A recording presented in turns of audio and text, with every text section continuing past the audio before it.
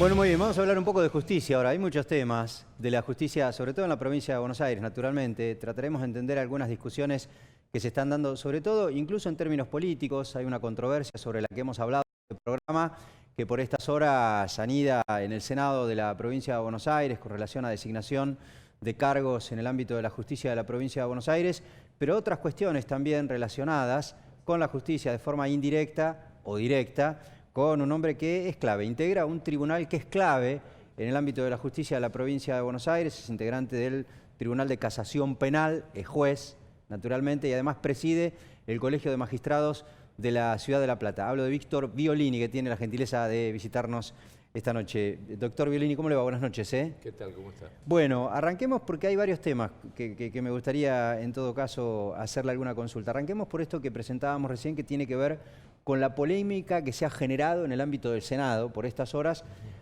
por la designación de jueces y de fiscales también. ¿Qué opinión tienen ustedes como magistrados?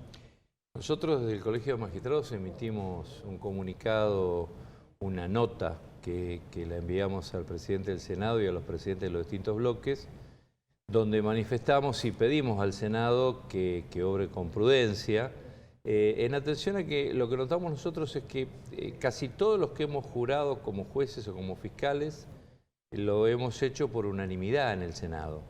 En este caso, de estos 42 pliegos creo que hay tramitando en el Senado, para darle acuerdo, aparentemente tenemos un desbalance bastante fuerte en cuanto a que quienes quieren aprobar los pliegos son específicamente el gobierno, el oficialismo, y toda la oposición no quiere que esos pliegos se aprueben. Bueno, ese es un buen dato. Yo no sabía que generalmente en el marco de acuerdos Sí. políticos que deben ser lógicos en estas instancias, Claro. se votan los pliegos por unanimidad. Claramente esa línea divisoria está marcada porque nosotros hemos hablado con representantes del oficialismo, incluso hasta con el propio vicegobernador en este programa, pero también con legisladores de la oposición que se oponen, que tienen objeciones de tipo políticas, que en algunos casos están ancladas en el proceso electoral en el que estamos.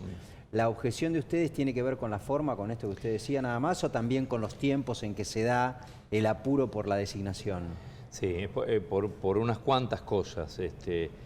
Por lo que dice usted, por el apuro en la designación, por el tiempo en que se está dando, que es un tiempo electoral, y porque obviamente nosotros manifestamos en ese manifiesto que enviamos que hay casi 400 vacantes en toda la provincia de Buenos Aires y no se entiende el apuro por designar estos 42 pliegos cuando en realidad durante casi 4 años del gobierno no se cubrieron estas 300 o 400 vacantes que están sin cubrir en la provincia de Buenos Aires. Hay algunas objeciones por cuestiones de pertenencia política, partidaria, sobre todo para algunos cargos claves, incluso creo que en casación.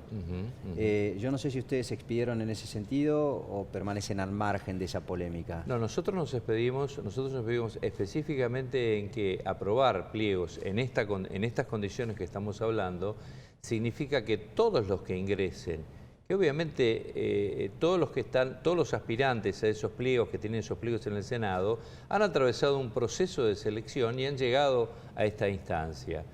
¿Cuál es el tema? Nosotros entendemos que no deben ingresar al Poder Judicial estos 42 pliegos porque al ingresarían con una mácula de decir, bueno, este fiscal, este juez o este defensor fueron avalados solamente por el oficialismo y que los marquen con el dedo como diciendo, bueno, pertenecen a un determinado partido político. Exacto. Bueno, claro, la designación con voto pleno, digamos, con el apoyo de todos, en algún punto quita esa presión posterior. Exactamente. Hablemos un poco de la relación de la gobernadora. Está terminando el mandato, hay que ver si reelige o no. La sensación que uno tiene es que no, pero todavía no está dicha la última palabra. Con la justicia, porque la verdad es que uno escucha a la gobernadora María Eugenia Vidal y presenta casi como atributo de su gestión, o mejor dicho, como méritos de su propia gestión, haber saneado la justicia. ¿Efectivamente ustedes de la justicia advierten eso? No, en absoluto. Nosotros no advertimos eso, incluso en oportunidad de hablar el presidente de la Corte, el doctor De Lázari, manifestó que estaba seriamente preocupado por justamente las causas que se armaban, que habían causas armadas en la provincia de Buenos Aires, de la misma forma que se habían armado causas en Comodoro Pi.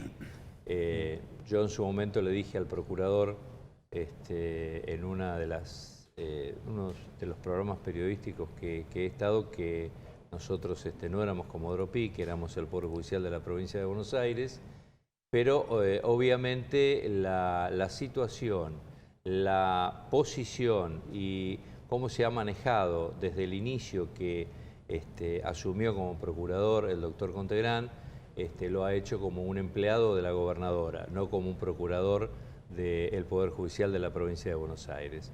Entonces nosotros tenemos serias diferencias con el procurador Contegrán y entendemos que no ha cumplimentado la función que debe tener un procurador. Ahora, uno puede, independientemente de esa objeción que es clara, ha habido objeciones de ese tipo, incluso a nivel nacional, claro, con la procuradora en su momento y demás de la gestión anterior, pero digo, independientemente de esa objeción, sí, el problema es actuar casi en función de los mandatos del Ejecutivo, pero para sanear la justicia o para perseguirla.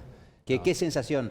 Le pregunto si usted tiene una opinión suya, y si no, ¿qué opinión hay entre sus pares, entre los jueces en general? La opinión generalizada del Poder Judicial, por lo menos yo hablo en el ámbito de La Plata, es que hubo, más que un saneamiento de la justicia, una persecución a ciertos integrantes de la justicia.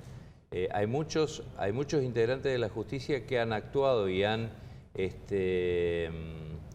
reaccionado a ciertas causas o han tomado ciertas determinaciones, algunos por temor a que tuvieran un jury si no lo hacían, otros por conveniencia, porque hubo promesas para avanzar en distintos cargos, y otros pero porque... Usted sugiere, no le voy a pedir nombre porque es complicado, pero usted sugiere que hubo jueces que fallaron de determinada manera porque fueron virtualmente extorsionados, digamos, para que lo hagan de esa forma. No sé si extorsionados, pero han tenido un cierto... han pensado o han entendido los propios jueces que de no actuar de una determinada manera podrían terminar con un jury en sus espaldas. Entonces, esto es una forma de perseguir a la justicia y de presionar a la justicia. O sea, como que algunos casos que tuvieron como protagonistas a jueces que fueron separados del cargo sirvieron como escarmiento, digamos, para que la justicia se regule sola, para que el juez actúe antes que por aplicar como se debe justicia por temor a las consecuencias. Por temor a las consecuencias, claro, exactamente. Ha actuado por temor, algunos jueces han actuado por temor a las consecuencias. Y yo estoy cansado de repetirlo y lo he dicho en infinidad de lugares donde nos hemos juntado y lo repito en el Colegio de Magistrados o en la Asociación de Magistrados de la cual presido hace casi 10 años, que aquel juez que es permeable a las presiones de cualquier tipo, desde dentro del Poder Judicial o desde el Poder Ejecutivo, tiene que irse, no puede ser juez. La justicia debe ser absolutamente objetiva y no podemos tener una justicia oficialista. Esta es la realidad, es lo que pensamos la gran mayoría de los que integramos el colegio, la Asociación de Magistrados y lo que pienso yo personalmente. Si uno se desempeña como juez, como fiscal, en cualquier cargo, sea magistrado o funcionario, y tiene miedo de actuar, y actúa de acuerdo a los parámetros que le va marcando o el Poder Ejecutivo o desde el Poder Judicial y actúa siempre en línea recta al oficialismo, no puede desempeñar un rol dentro de la justicia. Lo digo con este gobierno o con cualquier otro gobierno. La justicia debe ser absolutamente objetiva e independiente.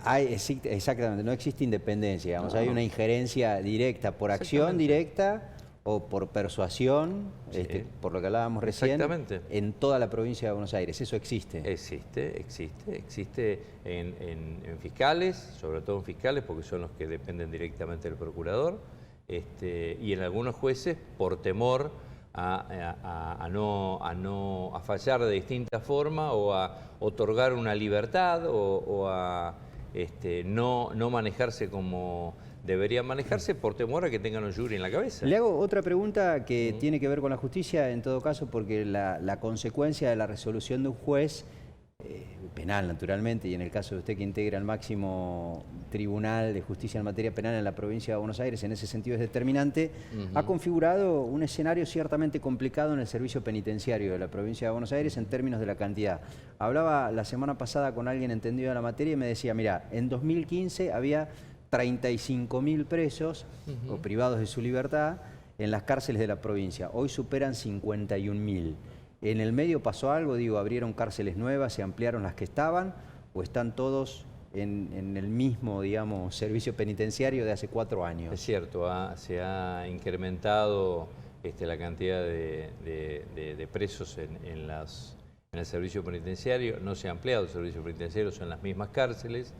Hace poquito nosotros de Casación sacamos un informe que es bastante esclarecedor sobre el tema de cómo están las cárceles. Se lo preguntaba también por eso, porque claro, hay algunos párrafos que dieron alguna duda sobre la que me gustaría tener algo de certeza, porque a veces la intención del periodismo de buscar títulos, yo leí por ahí a algunos, lo habrá visto usted, que dice que ustedes en Casación proponían liberar presos para liberar las cárceles en la provincia. No proponemos liberar presos, sino buscar métodos alternativos. Por ejemplo, el traslado de algunos presos a otras provincias, a unidades penitenciarias de otras provincias, el uso de algunas medidas alternativas como pueden ser las pulseras, para que ciertas y determinadas... Hacer franjas de determinados presos, determinados detenidos por ciertos y determinados delitos que puedan ser se le puedan otorgar la pulsera para que estén en su domicilio y no representen un peligro de que esa persona se saque la pulsera, se fugue y cometa otro delito. Entonces, en ese despertar y en ese esclarecer quién puede y quién no puede tener una pulsera, quién puede y quién no puede salir, está en juego la libertad del individuo, la libertad y además el achique del hacinamiento en las unidades penitenciarias. Pero no liberarlos. Sí, exactamente, quedó claro. Le iba a preguntar si en otras cárceles de otras provincias había espacio ocioso, digamos. Obviamente, supongo que hasta por una cuestión de densidad en la provincia de Buenos Aires todo se reproduce. Debe ser más o menos como el servicio penitenciario federal en términos de densidad, sino más grande, digamos. Más grande. En otras provincias hay espacio ocioso donde puedan... Y en otras provincias hay espacio porque la cantidad de detenidos y la cantidad de penados no se equipara con la provincia de Buenos Aires. Usted imagínese que estamos hablando, usted me dijo 51.000, yo creo que hay más de 55.000 presos detenidos en provincia. No tengo la certeza. Esto Era también nada más que depende... el comentario de alguien que más o menos sabía del tema, digamos. Si son más, peor todavía porque agrava el escenario. Y además no solamente tenemos que hablar del servicio penitenciario, de las unidades penitenciarias, sino también tenemos que tener en cuenta que hay muchos detenidos que están alojados en comisaría. Sí, ese problema es crónico también. No hay que caerle nada más que a Vidal, me parece a mí. No, estamos hablando de la situación en general, independientemente del contexto político, claro. Sí, tal cual. Doctor, ¿la preventiva en la provincia de Buenos Aires regla? Porque se habla mucho acerca de la preventiva a nivel nacional, con personajes, Y hay un abuso de la prisión preventiva, creo que se está abusando en toda la provincia de Buenos Aires del uso de la prisión preventiva, que creo que es también algo de lo que manifestó el doctor de Lázaro y que proviene de lo que está ocurriendo en Capital Federal. O sea que hay margen, digamos, como para liberar controlados, con pulseras, con cualquier herramienta de esa naturaleza. Hay margen y tenemos que agudizar el ingenio porque obviamente si no tenemos recursos, económicos, no tenemos espacio donde alojar a la gente detenida, tenemos que agudizar el ingenio y buscar la forma de que la gente no viva hacinada. A ver, la persona que está detenida y que está alojada en un penal, está bien, está detenida, está alojada en un penal porque cometió un delito, está privada de su libertad. Ahora, eso no significa que la torturemos y que la hagamos dormir 3 personas en un solo colchón, que duerman en el piso, que no tengan lugar donde dormir. Eso ya es un trato inhumano y degradante para la persona que está pero viviendo además esa me parece situación. a mí no cumple con la idea de resocializar que tiene la cárcel, ¿no? Porque eso justifica la opinión de quienes dicen, en ese contexto, muchos de quienes están privados de la libertad salen peor todavía. Lógico, ¿no? Porque no... A ver, la idea de cuando la Constitución habla de resocializar a la persona que está privada de libertad, significa que el tiempo en que la persona está privada de su libertad lo tiene que aprovechar para innumerable cantidad de cosas. Por ejemplo, para aprender un oficio, para poder estudiar, para trabajar dentro de la propia unidad penitenciaria y para readaptarlo, y cuando esa persona salga y vuelva a la sociedad porque haya cumplido su pena, pueda reinsertarse en algún lugar y pueda obtener un trabajo y pueda trabajar de lo que aprendió. ¿Qué es lo que pasa? En la cárcel no se aprende, o son muy pocos las unidades penitenciarias que tienen la posibilidad de enseñarle algo a los reos. Son muy pocos los reos que tienen la posibilidad de estudiar y cuando salen son muy pocos los reos, lamentablemente, que consiguen trabajo. ¿Por qué? Porque el patronato de liberados no sirve, el patronato de liberados está simplemente para que vaya el reo una vez por semana, una vez por mes, según cuando lo fije, y diga, acá estoy viviendo en tal lugar, me pasa tal cosa, no tengo trabajo, pero el patronato de liberados no se preocupa por darle una solución a esos temas. Usted dijo no tenemos recursos. ¿No hay recursos o fueron insuficientes? Esto es lo que no sé si no hay recursos. Esto es lo que yo le manifiesto de acuerdo a lo que nos trasladan a nosotros cuando nosotros requerimos, por ejemplo, que nos traigan un detenido a una audiencia y desde el servicio penitenciario nos dicen que no tienen combustible, que no tienen transporte para traerlo, que no tienen un personal de custodia para subirlo hasta el tribunal. Entonces, todo esto nos refiere que faltan recursos. La última pregunta tiene que ver con un hecho que se conoció hoy. Ocurrió en la ciudad de La Plata y está involucrada asuntos internos de la policía de la provincia de Buenos Aires. ¿Algún allanamiento? Hubo algunas versiones, no está confirmado, de que en algún punto también estaba involucrada en esta persecución judicial alguna fiscal. ¿Tiene alguna información en ese sentido, alguna certeza? Lo que nosotros tenemos es una información periodística que nos dice que habría sido investigada en forma ilegal una fiscal de la ciudad de La Plata, que es la doctora Silvina Langone. A su vez, la doctora Langone es integrante, es vocal de la Asociación de Magistrados y Funcionarios de La Plata. O sea que en el día de mañana nos vamos a juntar en la asociación a efectos de realizar la correspondiente denuncia penal para que se investigue y se diga qué es lo que realmente ocurrió, si efectivamente fue investigada la doctora Langone, si hay alguna denuncia contra la doctora Langone y si hay algún otro funcionario o magistrado que esté investigado y si lo está siendo investigado en forma legal o en forma ilegal. Doctor, gracias. Un gusto. Víctor Violini, juez integrante de Casación Penal de la Provincia de Buenos Aires y presidente del Colegio de Magistrados de la Ciudad de La Plata. Nosotros, como siempre, como cada semana, el próximo martes en Infocielo Videos.